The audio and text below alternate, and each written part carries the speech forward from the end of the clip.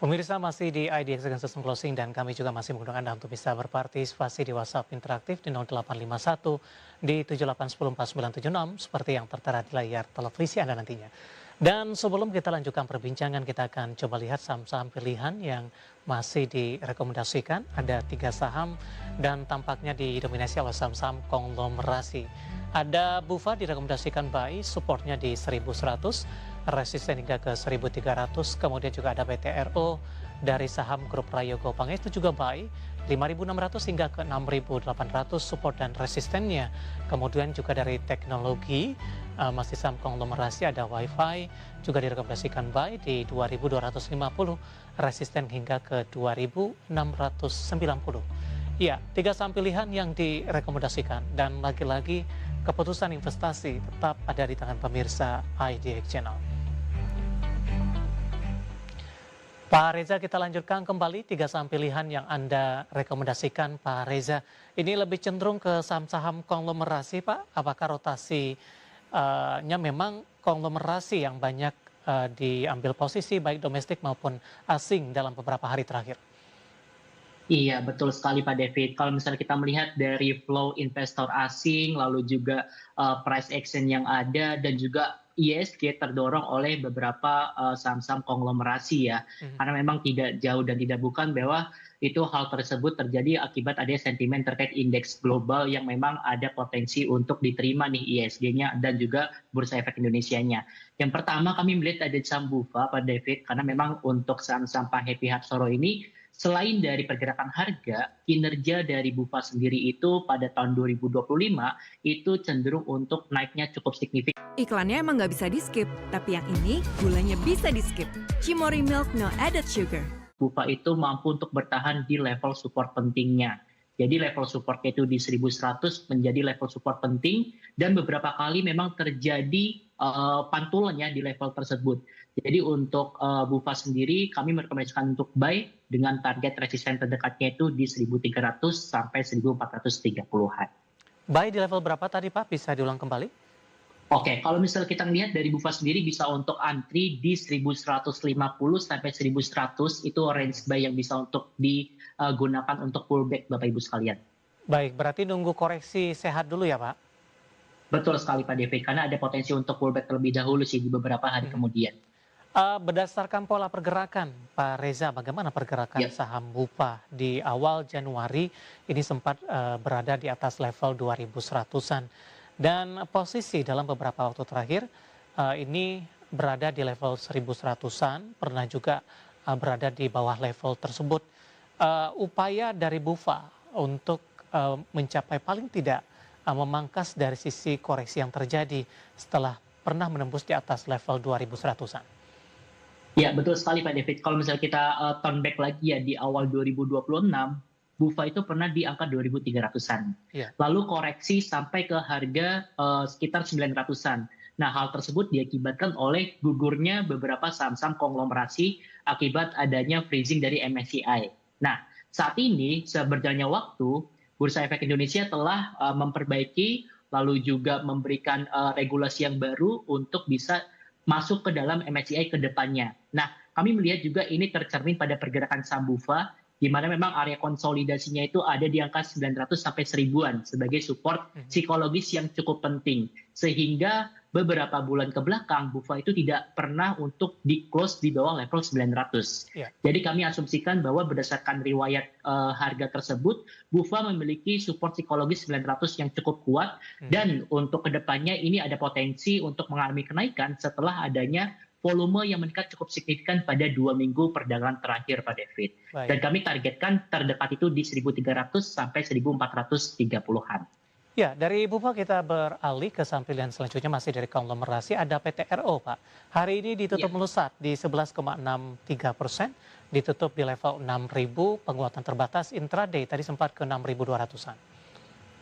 Ya, betul sekali. Nah, PTRO juga cukup menarik ya. Selain saham Pak Prajogo Pangestu yaitu Barito Pacific, PTRO kenaikannya juga cukup luar biasa. Di mana memang kalau misalnya kita berkaca pada laba di tahun 2025, itu melonjaknya 197% atau nyaris 3 kali lipat nih dibandingkan tahun sebelumnya.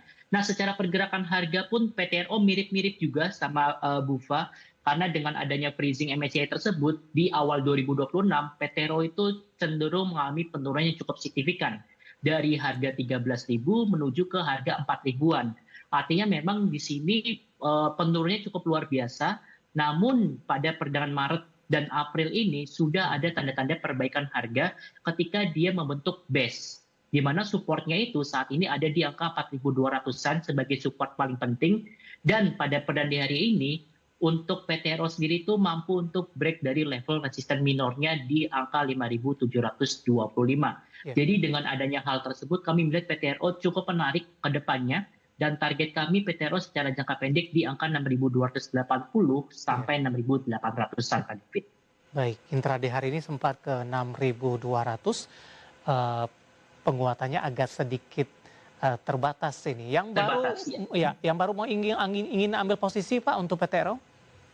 Nah, kalau misalnya ingin mengambil posisi, mungkin selama masih berada di atas 5.725 sebagai resisten become support, kami melihat PTRO masih cenderung untuk menarik ya untuk kita cermati, karena memang dari segi volume pada perdagangan di hari ini adalah volume terbesar semenjak bulan Februari 2026, Pak. Jadi di sini kami melihat PTRO masih ada potensi untuk melanjutkan tren penguatannya. Lagi-lagi keputusan investasi tetap ada di tangan pemirsa IDX Channel. Kita beralih ke sampel yang terakhir dari teknologi, ada Wi-Fi. Hari ini ditutup menguat di 2.380, menguat di 1,71%. Ini teknikalnya juga hampir sama dengan indeks harga saham gabungan, melemah, tertekan cukup dalam di awal pembukaan, kemudian berbalik menguat signifikan meskipun penguatan lebih terbatas di sesi kedua. Silakan Pak Reza, analisis untuk Wi-Fi. Iya, betul sekali. Untuk saham konglomerasi yang ini kan bergerak di sektor teknologi ya, di mana memang di tahun 2025 juga labanya meningkat cukup signifikan, di mana memang kita melihat ekspansifnya ini didorong oleh adanya program internet rakyat dari pemerintah. Nah, untuk Wi-Fi sendiri juga mirip-mirip pergerakannya, karena memang untuk saham konglomerasi pada tahun 2026 ini banyak yang terkoreksi cukup dalam, di mana memang untuk Wi-Fi sendiri pernah di harga sekitar 3.500, dan level paling terendahnya di tahun ini tuh ada di angka 1.900-an. Nah, mirip-mirip juga ketika bulan Maret dan bulan April ini, penurunannya itu cenderung terbatas dan membentuk base dalam analisa teknikal. Dan hal tersebut juga diikuti dengan adanya kenaikan volume yang cukup signifikan pada perdagangan 2 minggu terakhir.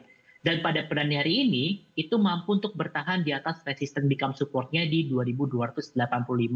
Jadi secara jangka pendek, selama masih berada di atas level tersebut, masih ada potensi untuk Wi-Fi menguat lebih lanjut nih. Target resistennya di 2575 sampai 2685, Bapak Ibu sekalian. Baik, buy di level berapa? Singkat saja, Pak. Kalau untuk buy bisa untuk di 2285 sampai 2350-an, Pak David. Baik. 3 saham pilihan yang direkomendasikan pemirsa ada BUFA, PTRO, dan Wi-Fi, dan lagi-lagi keputusan investasi tetap ada di tangan pemirsa IDX Channel. Pak Reza, kita hold kembali, saya akan coba sampaikan update penutupan perdagangan di sesi kedua hari ini dan juga beberapa informasi grafis yang berhasil dihimpun oleh tim redaksi kami. Dan pemirsa, di penutupan perdagangan di sesi kedua hari ini, indeks harga saham gabungan ditutup di zona hijau, menguat di 0,56% dan bertahan di atas level 7.500-an, tepatnya di 7.500.187. Hari ini indeks harga saham gabungan dibuka di zona merah, 7.410, melanjutkan tekanan lebih dalam ke 7.351. Intraday terendah dan intraday tertinggi hari ini di 7527, maksud kami di 873. Penguatan lebih ke arah terbatas, namun masih mampu bertahan di atas level 7.500-an. Selanjutnya kita akan coba lihat posisi penutupan beberapa indeks lainnya seperti MNC 36, Jakarta Islamic Index, dan juga ada LQ45. MNC 36 ditutup melemah di 0,15%, Jakarta Islamic Index menguat di 1,06%, LQ45 melemah tipis di 0,02%. Rotasi pergerakan sektoral pemirsa, energi dan barang baku memimpin penguatan 2,64 dan 2,36, keuangan melemah di 1,31% dan kesehatan melemah di 0,23%. Saham-saham yang masuk ke dalam penghuni top gainers diantaranya adalah Ada PT RO transaksi 1,3 triliun hari ini melesat, BRPT juga melesat transaksi 1 triliun, ada cuan dan juga energi didominasi oleh saham-saham konglomerasi. Sementara posisi saham-saham yang hari ini menjadi pemberat datang dari beberapa saham big cap. BBCA tertekan ke 6575, BMRI melemah ke 4600, Astra Internasional melemah ke 6175, dan saham emas hari ini juga tertekan ke 7975. Updatean pergerakan indeks harga gabungan dan juga posisi beberapa data lainnya di penutupan sesi kedua hari ini, dan semoga bisa menjadi salah satu referensi untuk Anda. Kita akan jeda kembali dan tetap di tempat Anda. Setelah ini kita akan coba ulas beberapa pertanyaan masuk di WhatsApp interaktif. Kami akan segera kembali.